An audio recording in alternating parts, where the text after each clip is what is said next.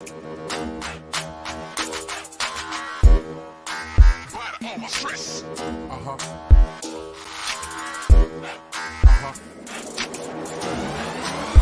out. Yo. Feel the rhythm of the bass bar. Man, I feel the rhythm of the bass bar. Hip and the woman come the wrong one. Bless me. Jump it up.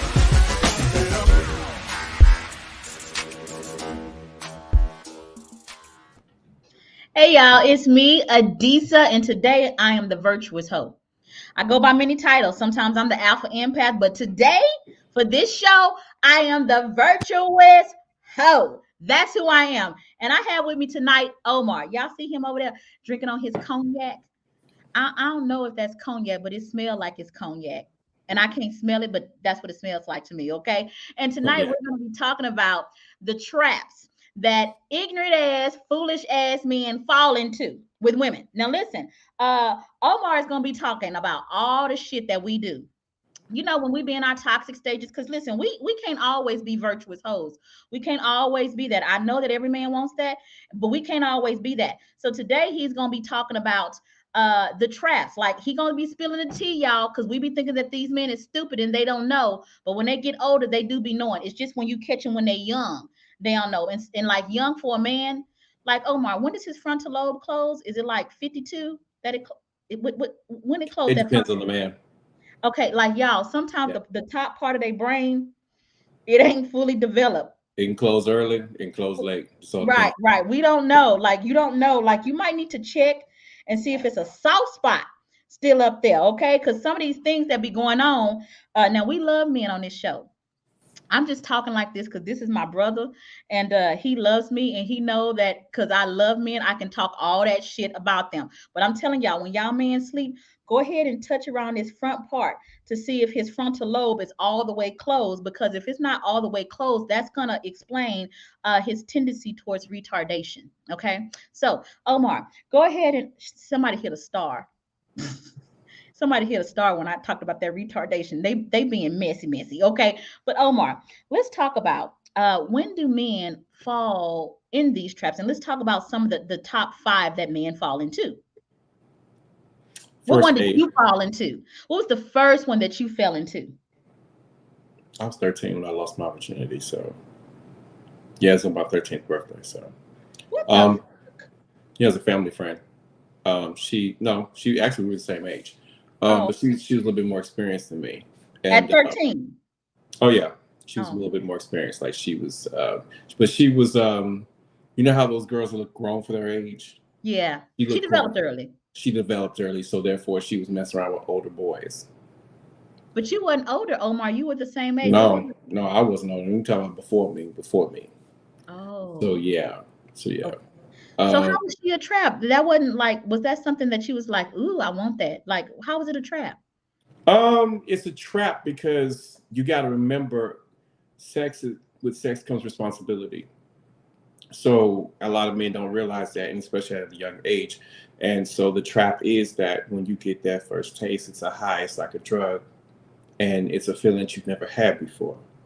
So at the age of 13, when you get that first nut, it's a whole different ballgame. It's not like when you get that nut like at 18, 19, 20, you're a little bit more mature then, but you kind of like, oh, that was a great feeling. But at 13, that's like a high. That's like a crackhead getting hit for the first time. And they're like, whew, everything expands. Your mind is going, everything is flowing. And so therefore, you just like, I got to get it again.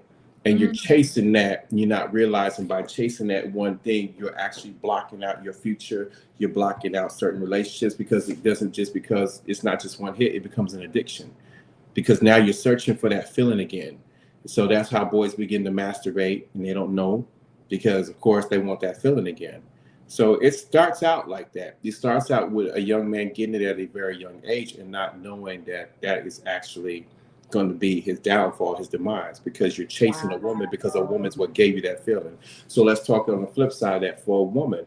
Wait. Let's stop. Let's hold on because that was really, I want people to digest that. Hold your thought, Omar, because people need to really digest what you just said. Listen, if you are a mother like me and you have sons, what Omar just said, that if your son starts having sex early, And I don't know what early means for masculine consciousness. You might need to answer that question for me, Omar. But if he starts having sex early, then there is a huge possibility that women and him chasing the high that nut gives him will be a serious downfall for him. Yeah. That's what he just said. Okay. Also, I can use me as an example. After that, every time I looked at a girl, it was just like, I want to see what it's like. And that's what it is. It's like, I want to feel it. I want to see what it's like. So you see what Karina said, Omar. She said, run that back. She wants you because you're dropping jewels here. And I don't want you to like, we want to feel this a little bit more because you know how we women is. We like it slow sometimes, right? So listen, slow fuck tonight. Okay. Go ahead, Omar. I'm drinking cognac. I'm just slow. Did y'all hear what Omar said? He said, then I want him to slow fuck y'all tonight. Yes, Omar. Right. Yes, I motherfucking do. I do. So help, because a lot of these women have sons and they don't know. Okay. It's like real simple. I mean, with the time, and we're talking about like back in the 80s when I lost mine. But let's look at it now. You're looking at sex everywhere. You're looking at young girls being with young girls because, of course, they've been shamed by their parents about being with young men. So therefore, they're sampling with women, and that's another hook for them. So and we'll flip with that later. But for a young man to get his dick wet for the very first time, that's like a feeling like no other. It's not like having your favorite soda. It's not like having your favorite candy. You have just released something that should not have been released until you're grown. And that feeling that hits you is a full body experience at that young age. So from that point on, I'm looking at middle school, like, who can I fuck? Like, what can I stick my dick in? And that's what happens because you're chasing it so much. You're like, what can I get? What can I get? And it happens like that. I mean, and if any man wants to refute that, I'd be like, okay, you can try to refute it, but let's tell the truth. Let's be real. Because that's the reason why for a lot of their downfalls now, it ain't just 13, 14, 15, 16, 17, 18, 20, 21, 22. If you are not taught how to deal with pussy when you get it, guess what? Pussy will rule you. You can't rule your member. Her member will rule you. So you have to remember that you have to be in control of yourself at all times.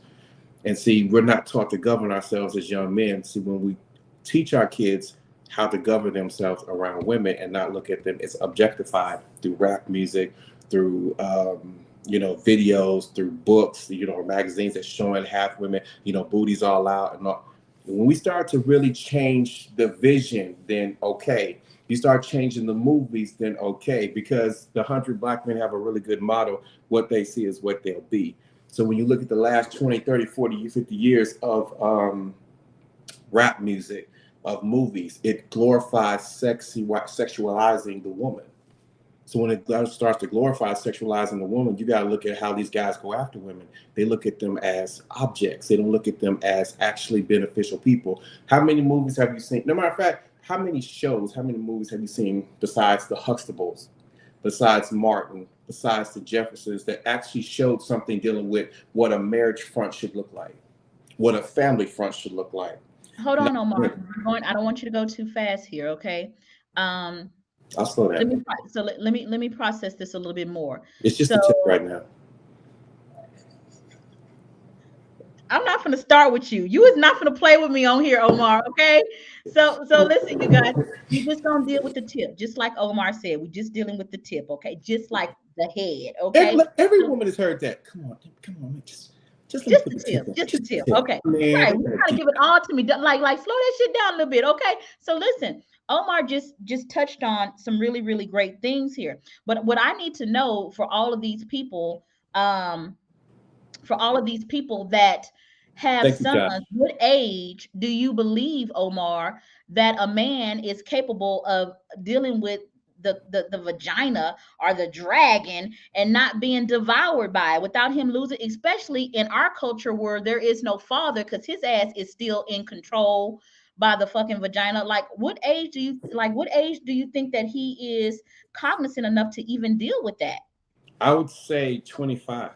And I hate to say that because at 25, I mean, you kind of get a grasp that life is not no bullshit. Like you got to pay bills and you got to deal with life, you got to work. But for a person who's just thinking about sex, they're not thinking about, like a young man ain't thinking about Oh, I'm 13. I fucked this 13-year-old girl. Oh shit, she's pregnant. I just produced a baby. Or I'm a little hot kid on the block, and I'm 14 or 15 or 16, and I'm screwing all the girls around the block, and then, oh, 4 of them come up with STDs, and they all say it came from me, so now I got to go down to the clinic. These are the things We that have a really, comment here, Omar. It says, well, I'm 40 and I'm just now figuring this shit out. So, right. So, Omar, how do we, so you're saying 25. Is it unrealistic to ask a man? I mean, like, it's really unrealistic to ask a man to wait. It really is, because of such sexuality that oozes throughout everything that we do. So I mean, it's kind of like unrealistic because it's in his face every single day. It is in everything that you just about do. Women are wearing very sexual clothes. And I ain't talking about no women need to be covered up, but you cannot put a tiger in a room full of people without it being trained, because everything it looks at is dinner. Okay. So if I put a tiger in a room full of people and it's untrained, what's it going to do? It's going to look at anything that, okay. But like Sigfrid and Roy, the people who train tigers, they could put them in a room full of people and leave the room, and them tigers aren't going to do anything, because they were trained and they were groomed to be safe around people. So who should be teaching that? Is it women that should be teaching their sons? No, we need more men to teach. We need more men to teach how to be a man. We need more men to teach how to really understand the stepping stones and the foundation of what it means to be a man. And those foundations are far and few between, because you don't have a lot of men who understand what it means to be a man. Like one man just said, I was 40 when I figured this out. I mean, I was early. How was I? About 25, 26 when I realized what I was doing. But at that time, I had somebody who stepped into my life and had spoken to my life and was there for a very long time. So mentor me. And every time I was trying to chase something, like, dude, that ain't never trouble. That ain't never trouble. You don't want that. What you need to do is you need to build your future, and she will come. Omar, what age do you mind me asking your age, Omar? I'm 49 at this point. Yeah. Ooh, look at you. You almost half a century. That's like when a man's balls fully drop. I heard that my grandma said that it didn't drop until they was around 60 or 70, because they still got a lot of learning to do. But you're doing pretty well at 50. I just want to let you know that. Well, thank you. You're doing pretty well, because I'm listening to you. And you really have me really concerned about my own son. Like, yeah, you should be. Yeah, I should be, because as like I don't think his daddy figured that part out. Like, I really don't think what you're saying his daddy even knows, and his daddy is 54. So then it's like, okay, well, who do I put him around? There's not many men that I know, unless they're my clients or they're in the business with me, that can even teach my son. There's not, and that's one of the reasons why the family has to be restored, but not the traditional family. But like I told you, you see what I'm trying to do. You need to go ahead and marry my sister so I can drop my son off to your ass, because that's my plan. I hear you.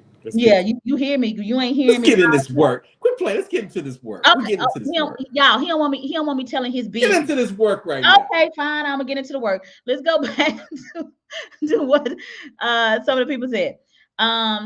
Here it is. It says, I was looking at a post earlier that said that the woman is the prize, and society did not teach me what to do after they got the prize. That's from Karina Lee. She's absolutely correct. Karina Lee, you're not the prize. You're the treasure. There's a difference between being a trophy and a treasure. So I need you to understand. And society's going to say, oh yeah, the woman is the prize. But let's be real. What are prizes? They're trophies. They're things that we acquire. We just set up on the mantle and say, look what the fuck I got.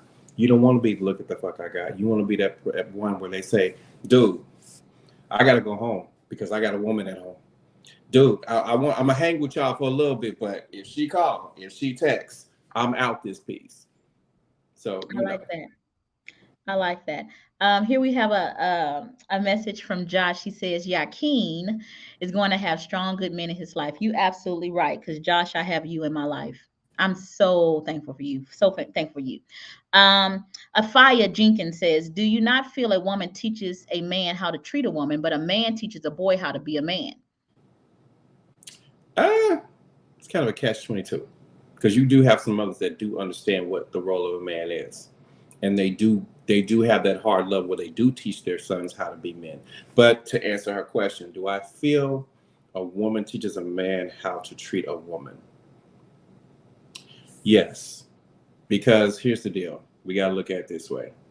When a man meets a woman, he wants that woman so bad, he's going to do whatever it takes to get her. So what's she going to do? She's going to set the standards. She's going to set the protocol it takes for her to get him, for him to get her.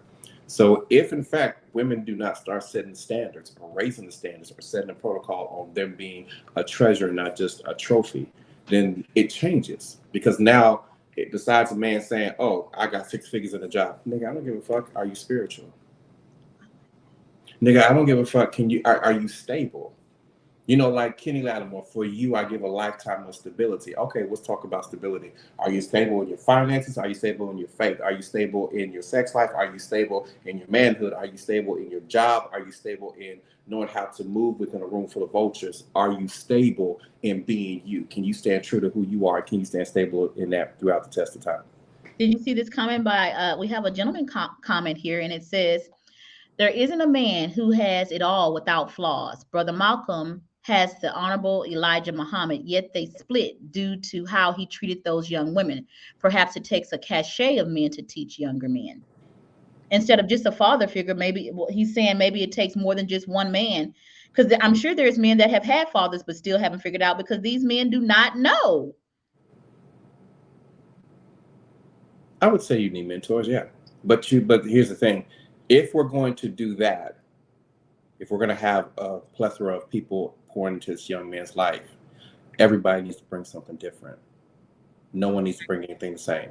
Someone needs to bring finances. Someone needs to bring an educational realm. Someone needs to be able to understand the sexual realm and what they're dealing with. Somebody needs to be able to teach them spirituality.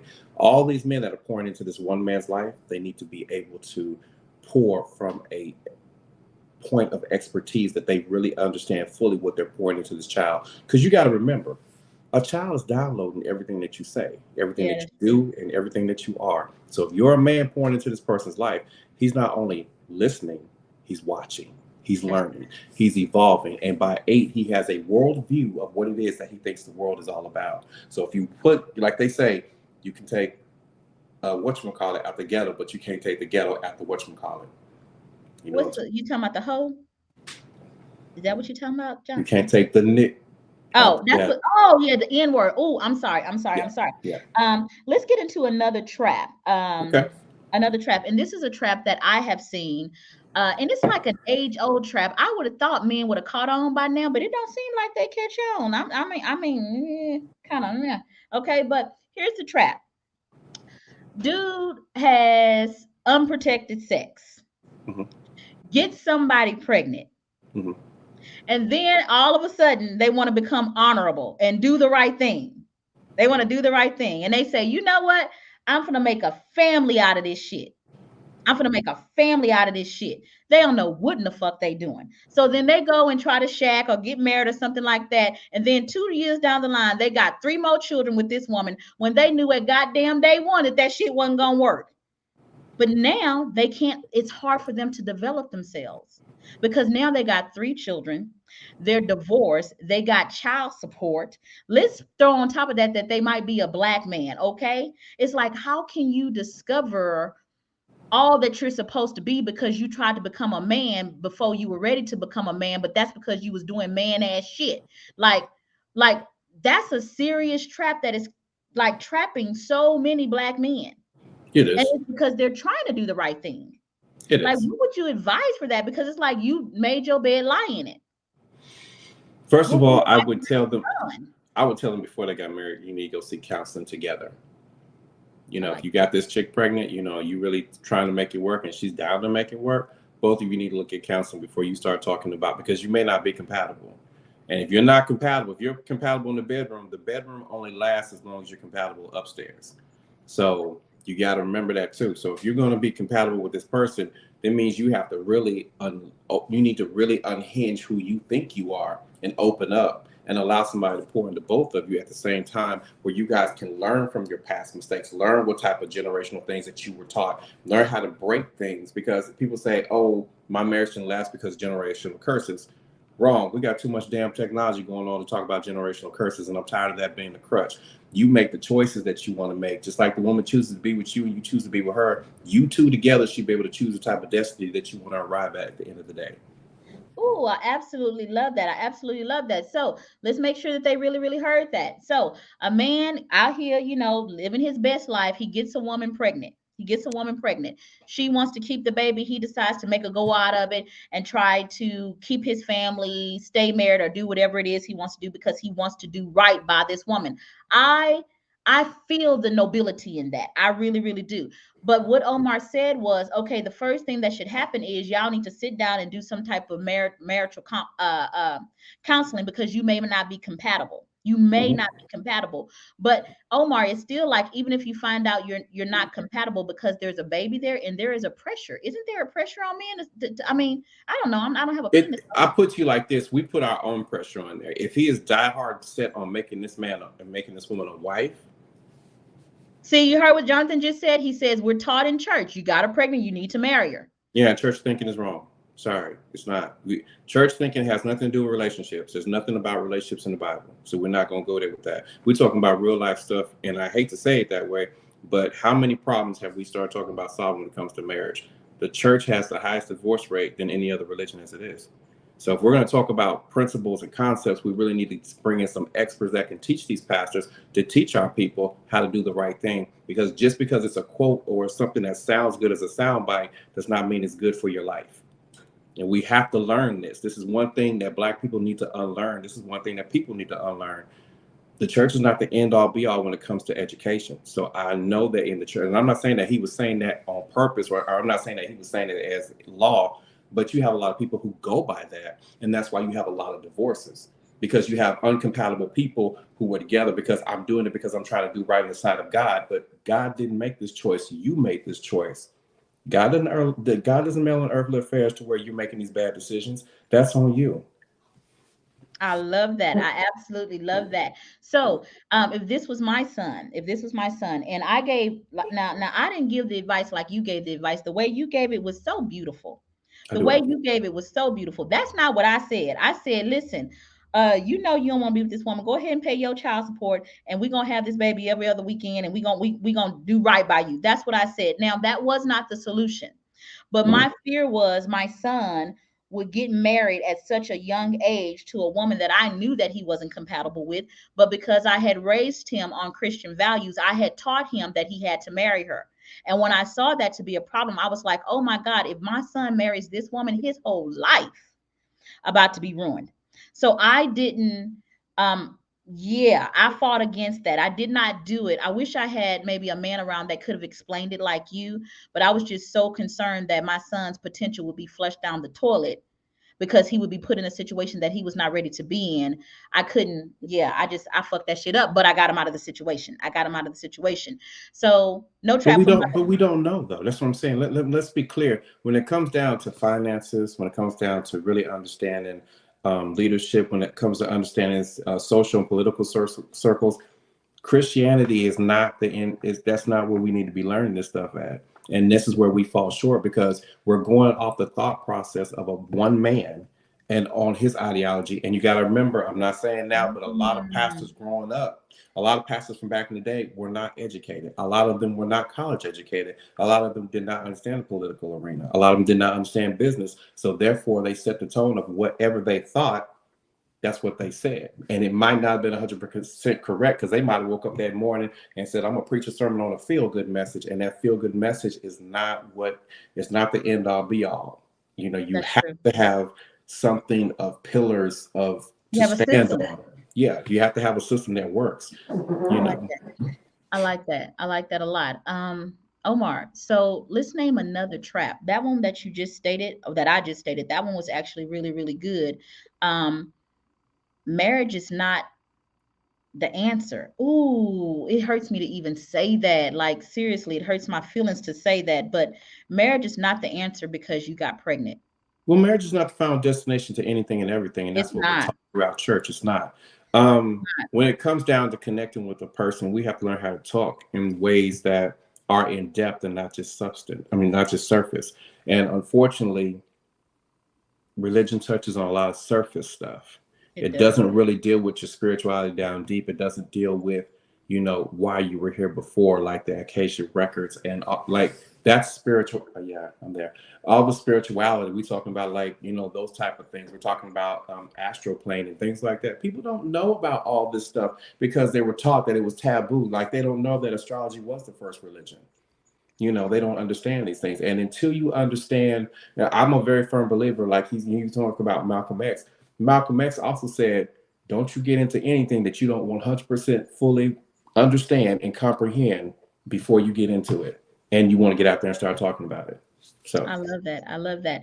Omar, we've been on here about 30 minutes and we've gotten through two traps. Listen, if anybody's still watching us, does anybody have a question for Omar that we need to answer before we like close it down here? If you have a question for Omar, if you're a man and you need something answered, or if you're a woman with a son, Omar is in our Wednesday night class, Streams of Consciousness. Like I'm in there every Wednesday night. Omar's in there every Wednesday night, and a lot of my coaches are. So if you ever wanted to meet him and maybe ask some of your personal questions, something like that, come to Streams of Consciousness, and I might give you 2 minutes, but don't be goddamn long winded because it's going. Don't be no, don't take over my goddamn class, okay?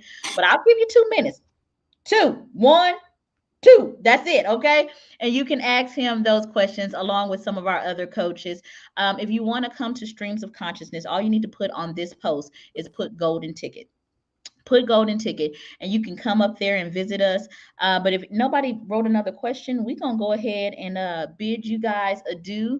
Omar and I are on here every Thursday night at 8:30 CST. See, I remembered. I'm getting better. I'm getting better. Yes. you're getting, look at you. I know. So Jonathan has a question before we get out of here. Okay, so he says, so Omar, what are some of you and the other guys doing to be better brothers, better fathers, better uncles? I can't say other guys because it's not many people that I hang around. The majority of the guys that I hang around are married and they are older, and they actually kind of keep me a little settled, me being single. But what I do is in my spare time, I do meditate, I do read, and I do converse with those people who actually are wanting to do better and want to be better because iron does sharpen iron. So when I do, that type of thing, it's great for me, but it also gives me an opportunity to go out and mentor other people. So do I mentor? Yeah, 100 Black men. I mentor with them. I mentor with other organizations that have young men. I even mentor men that are older than me that have realized that, hey, I wasn't ready and I thought I was ready. Can you help me out with some things? And yeah, so I mean, it's just you got to better yourself. I mean, sometimes you got to close up and do that cocoon season as well. So that's one thing I did was a cocoon season where I took time off from dating and I learned about me. So some things that you were taught you got to replace because you want your life to run with precision. Without being within precision, you're not going to reach the promise. I love that. I love that. But since it's Jonathan that asked this question, and Jonathan been like following me for 2 years, and I'm sick of his shit, like I really, really am. Jonathan, the question is, what do you plan to do with the other brothers to become better fathers and better uncles? Now, listen, I have a group of men that's in Dallas, Texas, that follow me, and if I'm not mistaken, you in Dallas, Texas too. Omar is not. Omar is way. Where you at? Tennessee, Memphis? Where I'm in you at? Nashville. I'm in Close Nashville. enough. Yeah, he over there in Nashville, but Jonathan, you is in Texas. So what I'm gonna challenge you to do is come your butt to Streams of Consciousness. Go ahead and get your golden ticket and become part of the family and start leading some of the brothers that's within. That's what I'm gonna do because I talk shit. Okay. I know you in Dallas. I know you in Dallas. Here's a fire. She's saying she in Tennessee too. Yes, yes, yes. Again, if y'all want to meet Tennessee us, in the house. yes, every Wednesday night at 7 p.m. CST, hit golden ticket. Otherwise, listen, y'all, I'm finna go dance. I'm finna go dancing. I'm going dancing. So I'm a bid y'all adieu. I love y'all. Adios.